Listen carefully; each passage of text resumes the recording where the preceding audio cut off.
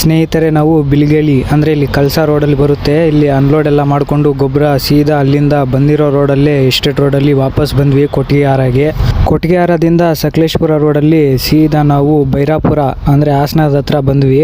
ಹಾಸನದ ಹತ್ರ ಈಗ ನಮಗೆ ಮೆಣಸಿನ್ಕಾಯಿ ಲೋಡ್ ಆಗೋದು ಶುರುವಾಗುತ್ತೆ. ಬರ್ತಾ ಇದ್ರೆ ಹೊಟ್ಟೆ ಬೇರೆ ಹಸಿತಾ ಇತ್ತು, ಟೈಮ್ ಬೇರೆ ಆಗಿತ್ತು. ಇನ್ನೇನು ಊಟ ಮಾಡ್ಕೊಂಡು ಹೋಗೋಣ ಅಂತ ಬಿರಿಯಾನಿ ತಗೊಂಡೆ. ಹೊಟ್ಟೆ ತುಂಬ ಬಿರಿಯಾನಿ ಊಟ ಎಲ್ಲ ಮಾಡಿಕೊಂಡು ಸೀದಾ ಅಲ್ಲಿಂದ ಹೊರಟೆ.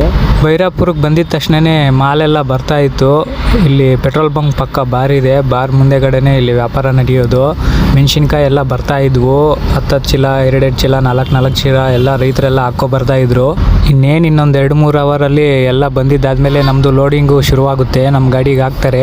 ಮಾಲೆಲ್ಲ ಬಂತು ನೋಡಿ. ಈ ಥರ ಎಲ್ಲ ಕೂಡ ದಿಂಬೆಲ್ಲ ಹಾಕ್ಕೊಂಡು ಮೇಲ್ಗಡೆ ಚೀಲ ಎಲ್ಲ ಈ ಥರ ಹೊಡ್ಕೊತಾ ಇದ್ದೀವಿ. ಯಾಕಂದರೆ ಗಾಳಿ ಆಡಬೇಕು ಕೆಳಗಡೆ. ಮೇಲಿಂದ ಬಂದಿರೋ ಗಾಳಿ ಎಲ್ಲ ಹೀಟ್ ಗಾಳಿ ಎಲ್ಲ ಕೆಳಗಡೆಯಿಂದ ಹೋಗಿಬಿಡಬೇಕು ಅಂತ. ಮತ್ತು ಅದೆಲ್ಲ ಆದಮೇಲೆ ಅಲ್ಲಿಂದ ನಾವು ಇನ್ನೊಂದು ಪಾಯಿಂಟಿಗೆ ಬಂದ್ವಿ. ಇನ್ನೊಂದು ಪಾಯಿಂಟಲ್ಲಿ ಇನ್ನೊಂದು ಅರ್ಧ ಆಗುತ್ತೆ. ಮತ್ತು ಇಲ್ಲಿಂದ ಸ್ವಲ್ಪ ದೂರದಲ್ಲಿ ಇನ್ನೊಂದು ಹತ್ರ ಸ್ವಲ್ಪ ಹಾಕ್ಕೊಂಡ್ರೆ ಫುಲ್ ಲೋಡ್ ಆಗಿಬಿಡುತ್ತೆ.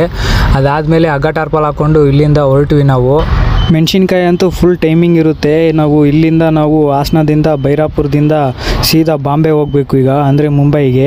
ಬೆಳಗ್ಗೆ ಆಗೋ ಅಷ್ಟೊತ್ತಿಗೆ ಹಾವೇರಿ ಎಲ್ಲ ಬಿಟ್ಟು ಸ್ವಲ್ಪ ಮುಂದೆ ಬಂದುಬಿಟ್ವಿ. ಇನ್ನೇನು ಸ್ವಲ್ಪ ದೂರದಲ್ಲಿ ಈಗ ಡೀಸೆಲ್ ಹಾಕ್ಸ್ಕೋಬೇಕು. ಡೀಸೆಲ್ ಬೇರೆ ಶಾರ್ಟೇಜಿಂದ 5,000ಕ್ಕೆ ಹಾಕ್ತೀವಿ ಅಂದರು. ಆದರೆ ನಮಗೆ ಗೊತ್ತಿರೋ ಪೆಟ್ರೋಲ್ ಬಂಕ್ ಆಗಿರೋದ್ರಿಂದಾಗಿ ಮತ್ತು ಇಲ್ಲೆಲ್ಲ ಕೂಡ ಇವ್ರದ್ದೇ ಲೋಡಿಂಗ್ ಎಲ್ಲ ಮಾಡ್ತಿದ್ವಿ. ಇಲ್ಲಿ ಕಚ್ಚಾ ಮಾಲು ಅದಕ್ಕೆ ಫುಲ್ ಮಾಡಿ ಅಂದಿದ್ದಕ್ಕೆ ಫುಲ್ ಮಾಡಿದ್ರು ಪಠಾಣ್ ಬಂಕ್ ಅವರು. ಅದೆಲ್ಲ ಆದಮೇಲೆ ನಾನು ಬೆಳಗ್ಗೆ ತಿಂಡಿ ಮಾತ್ರ ಮಾಡಿದ್ದೆ. ಇಲ್ಲಿ ಕರಾಡು ಹತ್ರ ನಾವು ಸೀಬೆಕಾಯಿ ಮಾತ್ರ ತಗೊಂಡು ನಮ್ಮ ಪ್ರಯಾಣನ ಮುಂದುವರಿಸ್ತಾ ಇದ್ದೀವಿ. ಮಧ್ಯಾಹ್ನದ ಹೊತ್ತು ಬರೀ ಸೀಬೆಕಾಯಿ ತಿನ್ಕೊಂಡು ಹೋಗ್ತಾ ಇದ್ದೀವಿ. ಯಾಕಂದರೆ ತುಂಬ ನಿಲ್ಲಿಸಿ ಊಟ ಮಾಡ್ಕೊಂಡು ಹೋಗೋಣ ಅನ್ನೋ ಅಷ್ಟು ಟೈಮ್ ಇರಲ್ಲ. ಅದರಿಂದಾಗಿ ಹಂಗೋ ಹಿಂಗೋ ಮಾಡಿ ಪುನಾದ ಹತ್ರ ಬಂದುಬಿಟ್ಟೆ. ಪುನಾದ ಹತ್ರ ನೋಡಿದ್ರೆ ತುಂಬ ಟ್ರಾಫಿಕ್ ಇತ್ತು. ಯಾಕಂದರೆ ಶನಿವಾರ ಭಾನುವಾರ ಬಂದುಬಿಟ್ರೆ ಇಲ್ಲಿ ತುಂಬ ಟ್ರಾಫಿಕ್ ಆಗ್ತಾ ಇರುತ್ತೆ ಈ ರೋಡುಗಳಲ್ಲೆಲ್ಲ ಕೂಡ.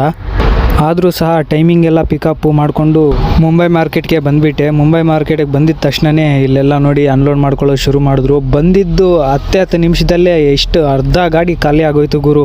ಮೆಣಸಿನ್ಕಾಯಿ ಅಂತೂ ಬೇರೆ ಗಾಡಿಗೆ ಇಲ್ಲೇ ವ್ಯಾಪಾರ ಆಗೋಯ್ತು.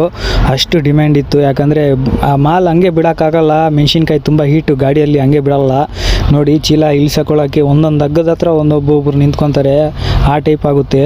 ಗಾಡಿ ಟೈಮಿಂಗ್ ಎಲ್ಲ ಓಡಿಸ್ಕೊಬಂದರೆ ಮಾಮೂಲಿ ಕೊಡ್ತಾರೆ, ಡ್ರೈವರ್ ಮಾಮೂಲು ಅಂತ. ಅದೆಲ್ಲ ಕೂಡ ಇಸ್ಕೊಂಡು ಬಾಡಿಗೆ ದುಡ್ಡೆಲ್ಲ ಇಸ್ಕೊಂಡು ಅಲ್ಲಿಂದ ನಾನು ಸೀದಾ ಪಾರ್ಕಿಂಗ್ ಹತ್ರ ಬಂದುಬಿಟ್ಟೆ ಗಾಡಿ ತೊಗೊಂಡು.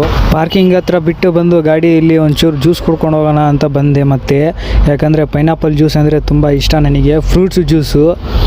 ಬೆಳಗಿನ ಜಾವ ನಮಗೆ ಇಬ್ರಾಹಿಂ ಅಣ್ಣ ಮತ್ತು ಬಕ್ಷು ಅಣ್ಣ ಸಿಕ್ಕಿದ್ರು. ಅವ್ರ ಜೊತೆನೇ ತಿಂಡಿ ಮಾಡ್ತಾಯಿದ್ದೀನಿ.